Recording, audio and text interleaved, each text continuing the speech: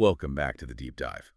Today we're looking at something called frugal innovation. Right. Specifically, how you solve these massive high-stakes problems with really clever low-tech engineering. Now we've got a perfect case study for this. It's an invention called the Hippo Roller. It's a fantastic example. So you have these two South African engineers, Petty Petzer and Johan Jonker, back in the early 90s. And they're looking at the global water crisis. Exactly. But they saw the problem wasn't just about water scarcity. It was about something more fundamental. It was about physics. The physics of transport, you mean? Mm-hmm. Because the reality on the ground, and the reports really paint a picture here, is just brutal. It is. You have millions of women and children whose daily job is to haul a 20-liter bucket on their head. And 20 liters is 20 kilograms. That's over 40 pounds. Yeah, just pressing down on your spine every single day for kilometers. It's crippling. So Petzer and Juncker had this aha moment. They did. They said, why are we fighting gravity? Why lift it? Let's work with it. Let's put the water inside a wheel. Simple,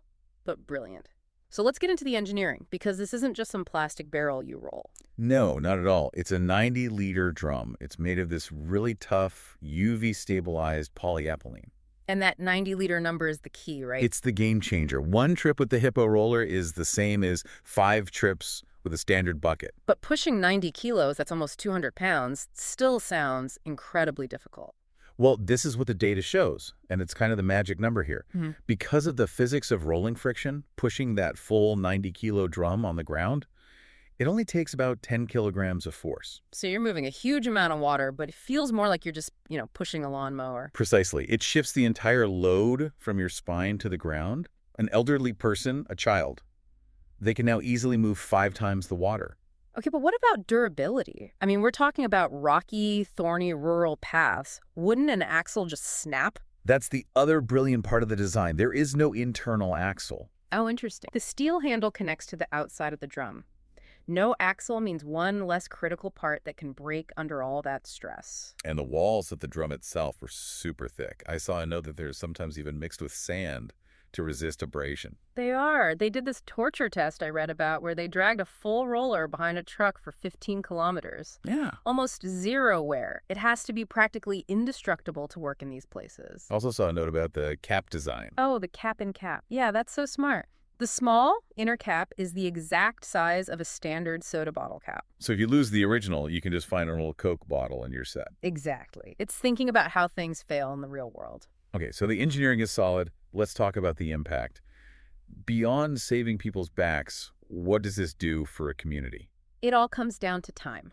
Time becomes currency. Right. If you cut someone's water collection duties from, say, 3 hours a day down to 30 minutes, you've just handed them back their life. That's time for farming, for starting a small business. Or for girls, it's the difference between dropping out of school to fetch water and actually getting an education.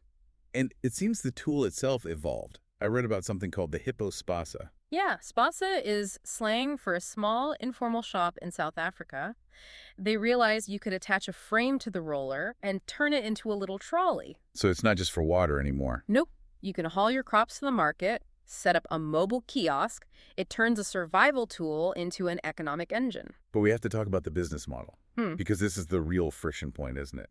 This thing costs about $125. And the people who need it most are living in extreme poverty. They can't afford that. It's a total market failure. The distribution dilemma, they call it. Right. You have the perfect product, but no way for the user to buy it. So they had to create this hybrid social enterprise model. Meaning NGOs, corporate sponsors, donors like the World Food Program, they're the ones who buy the rollers. Yes, and then they're distributed for free or at a deep subsidy.